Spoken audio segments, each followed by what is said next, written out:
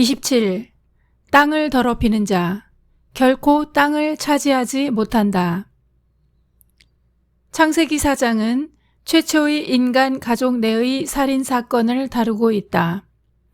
그러나 이들 외에 상당수의 사람이 등장하고 육식을 하지 않는 시대의 일임에도 양치기가 주인공 중 한 사람이다. 그런데 저자는 이에 대해 아무런 해명을 하지 않고 곧바로 독자를 살인사건으로 이끌어간다. 목적이 과거 사실의 정확한 진술에 있지 않은 것이다. 그는 도대체 무엇을 말하려 했을까? 해석의 단초는 이야기가 제사에서 시작한다는 데 있다. 초월자에 대한 숭배는 유한한 인간의 본질적 속성이며 그 시원을 알 수 없을 만큼 오랜 세월 존속되어 왔다.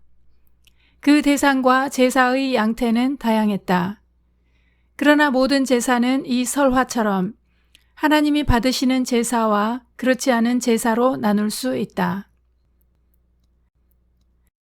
참된 제사의 특성은 이스라엘이 이집트를 탈출할 때 바친 제사에 잘 드러나 있다. 그 운명의 날, 이스라엘 모든 집은 하나님의 지시대로 양을 잡아 그 피를 집 문설주에 발랐고 온 이집트를 덮친 죽음의 사자는 이 집들을 뛰어 넘어갔다. 이후 이스라엘은 이를 규례로 삼아 영영이 유월절 제사를 드리게 된다. 이 제사에서 양의 피는 믿음과 회개의 징표여 믿는 자는 이로써 죄 사함을 얻는다. 참된 제사는 그 본질에 있어 속죄 죄임과 동시에 감사제이다. 그러므로 제사에서 가장 중요한 것은 제물을 바치는 사람이다. 창세기 4장의 설화도 하나님이 가인과 그 제물을 받지 않으셨다고 한다. 그에게는 믿음과 회개가 없었다는 의미이다. 이는 하나님과 가인의 대화에 잘 나타나 있다. 하나님은 몹시 분하여 안색이 변한 그에게 이렇게 말씀하신다. 내가 선을 행했다면 그럴 까닭이 없다. 선을 행치 아니하면 죄가 너를 노릴 터이니 너는 마땅히 죄를 다스려야 한다. 그러므로 그는 분기탱천하기 전에 자신을 돌아보고 회개부터 해야 했다. 여기서 선은 말씀 청종이요 죄는 불순종이다. 농부 가인은 그가 고대 농경사회의 풍요이신 바알 숭배자임을 시사한다. 그럼에도 불구하고 그는 하나님께 나아왔다. 그러므로 이 설화는 겉으로는 하나님을 경배하나 마음은 바알에게 가 있는 이스라엘 백성에게 회개를 촉구하려는 데 목적이 있다고 봐야 한다. 실제로 사사 기드온의 집에도 바알 신당이 있었고 성전에도 버젓이 남창의 집이 있었다. 이스라엘 백성의 마음은 하나님을 멀리 떠났고 제사보다 인애를 원하시는 하나님은 잊혀졌다. 예수님 당시에도 그랬다.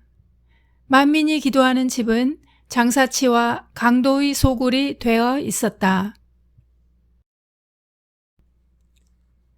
우상, 즉 만들어진 신은 인간 욕망의 투사물이다. 욕망이 변화무쌍하니 시대의 변화에 따라 신도 진화한다. 고대의 신들은 사라지고 전체주의라는 막강한 신이 새로이 등장했다. 신이 진화하니 말씀도 시대의 변화에 알맞게 갱신되고 재해석되어야 한다.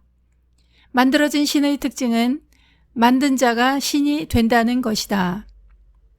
실은 이것이 신을 만든 자들의 목적이다. 이들은 그 지위를 차지 보존하기 위해 번영과 행복을 약속하고 반대자는 억압한다. 사탄은 천하 만국과 그 영광으로 예수를 유혹했고 마침내는 그를 죽음으로 몰아넣었다. 은폐와 선동과 억압이 거짓 선지자들과 적그리스도의 속성인즉 가인의 아벨 사례는 십자가의 비극을 예견하고 있다.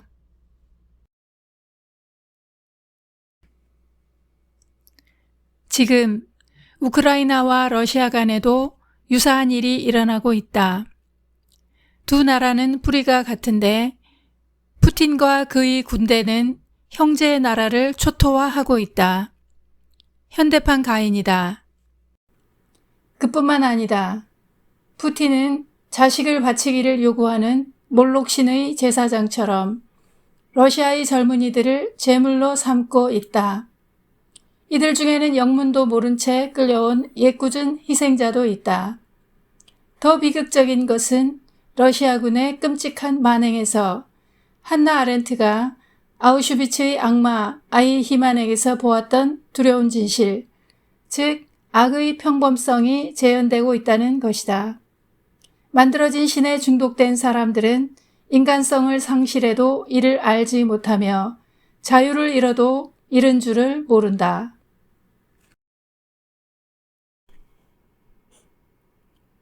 양치기 아벨은 필시 하나님이 찾으시는 사람, 곧 영과 진리로 하나님을 경배하는 사람이다. 그의 피살은 만들어진 신 숭배가 하나님 신앙을 압도하고 있는 현실을 반영하고 있다. 그러나 하나님은 땅에서부터 호소하는 아벨의 핏소리를 들으신다. 그 호소가 단순히 복수를 원하는 것일까? 하나님의 사람은 그러지 않는다. 이들은 고난받는 하나님의 종과 같이 다만 하나님의 다스림이 땅에 임하는 것만을 바란다.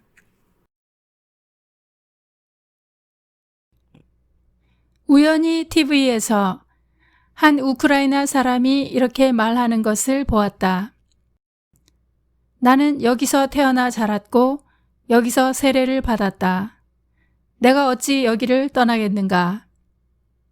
그를 친구로 삼으신 이가 그에게 바로 그 자리에서 하나님의 나라를 지키라 하신 것이다. 우리는 그의 생사를 알지 못한다. 그러나 아벨의 호소를 들으시는 하나님은 그를 비롯하여 아벨처럼 고난받는 모든 우크라이나 사람들에게 생기를 불어넣어 산자가 되게 하실 것이다. 하나님이 해바라기와 밀로 물결을 이루게 하신 우크라이나 땅은 하나님의 것이요 영과 진리로 하나님을 경배하는 사람들의 것이다. 이에 반해 가인은 땅에서 저주를 받는다. 땅은 소산을 내지 않고 그는 유리하는 자가 된다. 하나님이 말씀하신다. 너희가 칼을 믿어 가증한 일을 행하며 각기 이웃의 아내를 더럽히니 그 땅이 너희의 기업이 될까 보냐. 땅은 하나님의 것이니 그 땅을 더럽히고 있는 푸틴은 결코 우크라이나를 차지하지 못한다. 땅은 온유한 자의 것이다. 하나님이 가인에게 표를 주어 보호하셨다는 것은 심판은 하나님께 맡겨야 한다는 의미로 이해된다. 그 하나님은 악인이 죽는 것을 기뻐하지 아니하고 악인이 그의 길에서 돌이켜 떠나 사는 것을 기뻐하신다. 가인이 목숨을 부지하고 그 후예들이 사회를 이루고 산 것도 하나님의 배려 때문이다. 그러나 가인이 심판을 피한 것은 아니다. 가인은 하나님께 죄벌이 너무 중하여 견딜 수 없나이다고 호소하지만 결국 하나님 앞을 떠날 수밖에 없었다. 하나님을 떠난 자, 땅에서 저주를 받은 자의 삶이 결코 편안할 수 없다. 설화는 가인의 육세손 람에게 입을 빌어 이들의 사회가 자신이 받은 해악에 대해 77배나 갚아주는 사람들의 나라라 한다. 누구도 견딜 수 없는 지옥이다. 그러나 하나님은 이런 지옥을 그냥 두시지 않는다. 하나님은 아담에게 죽은 아벨 대신 다른 씨 셋을 주셨고 그 후손들이 여호와의 이름을 불렀다. 그리고 먼 훗날 그들 중에서 아벨처럼 형제들의 손에 죽임을 당하셨음에도 70번씩 7번이라도 용서하라고 가르치신 이가 오셨다. 그는 죽음을 눈앞에 두고 내가 땅에서 들리면 모든 사람을 내게로 이끌겠노라고 하셨으니 모든 가인에게도 희망은 있다.